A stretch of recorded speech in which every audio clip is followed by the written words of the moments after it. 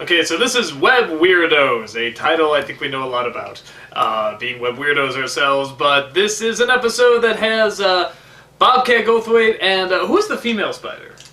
Do you know? Don't know offhand. Okay, well, She doesn't have a distinctive voice. I'm sure someone will yell at us and be like, hey, how come you didn't point out that person? But, alright, so this is about two spiders who catch Finn and Jake in their web. Well, not really catch, they sort of fling themselves into the web because they're Finn and Jake, that's what they do. And, yeah, pretty much they come along and they have, like, you know, this Naruto, you gotta be camera hog again? It's like, I got my 2 seconds, I'm gone now. I just had to make it every single video. Damn cat. He doesn't do this shit until the camera goes on. It's really weird. It's actually true. So they get in this big argument, and Finn and Jake are trying to help the male spider with his relationship. And Ed. His name was Ed, if I remember right. Ed and Barb, I think. That's right? it, Ed and Barb. And tells him go get a gift while they try to figure out a way to get out. And he brings a gift, but Barb doesn't like it, and they get in this big fight. And then she gives birth, and Finn and Jake escape swimming through all their babies. And I guess it's a happy ending.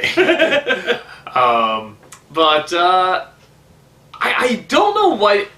This is an episode I probably shouldn't like. I should probably be like, just kind of mundane, whatever. But for some reason, I really enjoyed it. I think there's something about that relationship I genuinely like. I don't know why. It's really dysfunctional, and it's really crazy, but I guess I just admire the fact that they're both trying to kind of make it work. They're just not very good at it. Yeah. And I love, I really like Bobcat's voice when he's not doing this. Yeah. You know, he's not doing his Zed or whatever his name was from Police Academy voice. You know, he's actually this very, I've heard him in interviews, he had kind of a quiet voice, you know, down here and stuff, and very soft-spoken, and I think it works.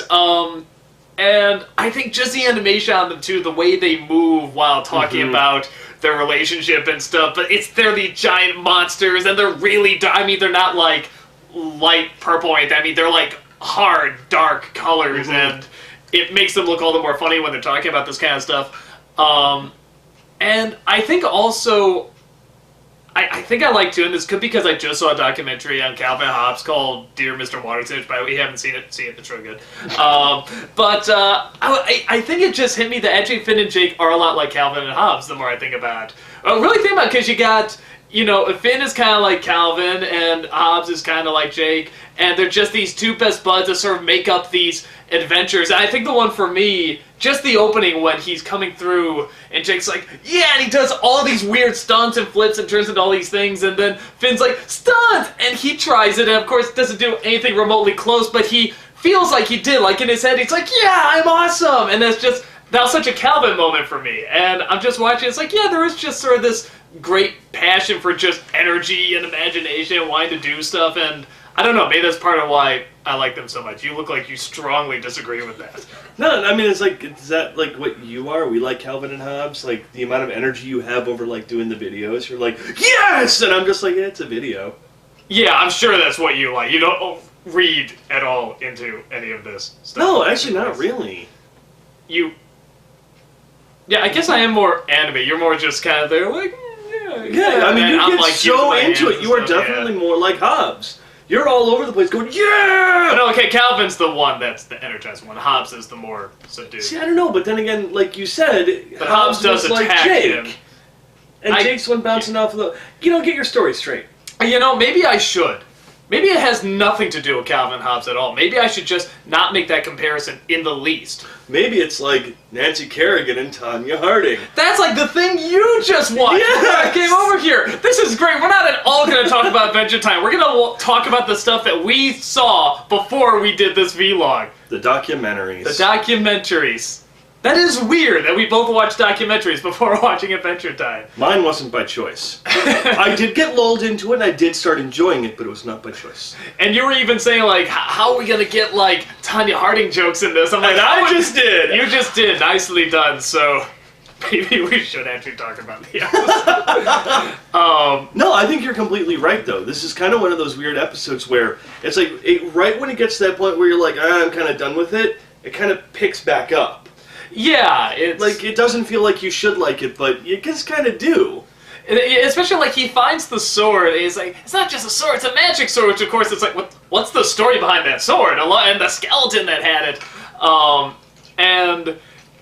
And he goes, and when Barb doesn't like it, you were kind of like, oh, come on, it's a good sword. Well, why don't you like it? It's like, I don't know why I was really into that relationship. I was really into, like, no, come on, you should like it. You should, I mean, okay, and maybe he doesn't know you, but he's trying. He's like, give him a chance. And it's like, I don't know. I legitimately got into the relationship for some reason. See, I see it as more of, like, it's a very generic relationship filled with, like, cliches of, like, TV shows and all that stuff where the guy gets a gift, but of course the woman only sees it as, oh, you got this for yourself. You didn't actually get this for me.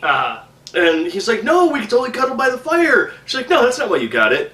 Or, like, you know, I'm providing for you. And she's like, well, I would too, but you don't like the way I do it. Yeah, I like that too, that, you know, it's different when guys do it, you know, it's not gross when guys do it. Yeah. And Finn's like, dude, you gotta listen to your lady, you gotta. And I like he's trying to get out, but he's giving him legitimately good advice, too. Well, don't forget about the birds. Yeah, the birds was great, yeah, him spitting on all the birds until one lands in his hand. Oh, my eye! And they're like, I think, finally we got it, and it pulls back, and there's all these birds covered in spit everywhere. Also, this is the first time ever, and I'm wondering if anyone else, like, thought about this when they saw this episode. This is the first time I'm actually questioning, what is glob?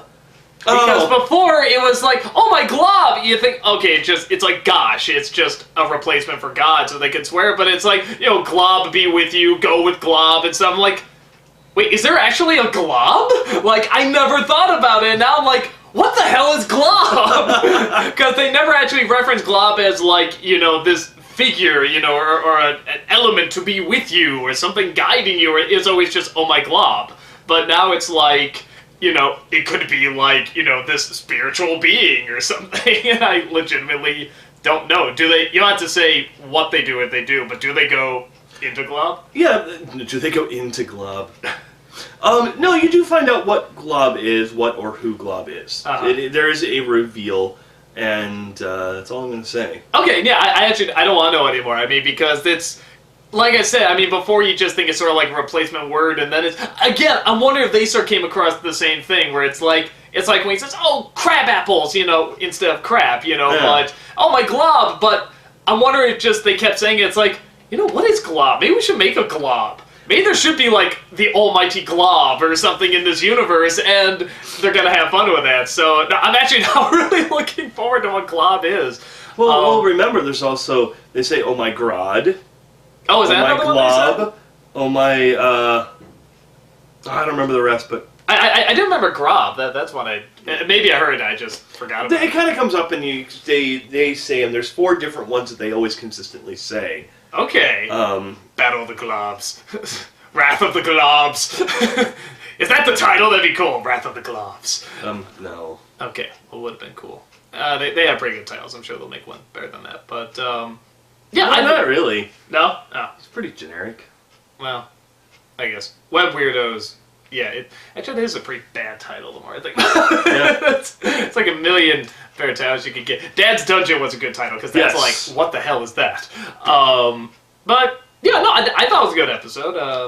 No, I liked it. Damn cat. Sorry, being distracted by the cat.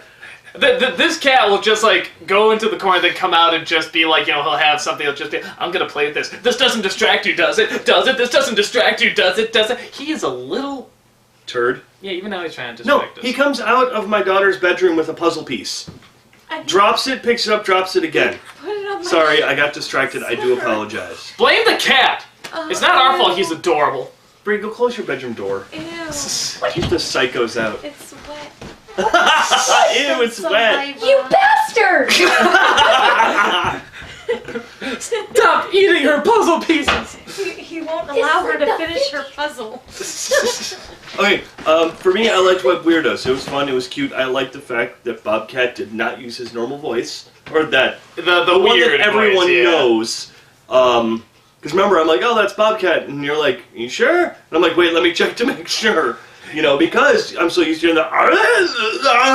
Yeah, he hasn't done it in years though. I think like 'cause if you look at like his IMDb page, like he's really gone behind the camera. He's just directing a lot. Like he's done a ton of TV shows. Really? I didn't know like that, a ton. actually. And he's directed 1 or 2 movies. But like his big thing was he was doing TV for a while, and everyone that's like talked about an interview or something is like, yeah, he's actually really soft-spoken and really quiet and stuff. You know, the whole it was just an act in the '80s, and he finally got tired of it. And he's just like, I'm just gonna direct. I'm glad. So yeah, I'm glad too. Good for you, Bobcat. Good for you. Bye.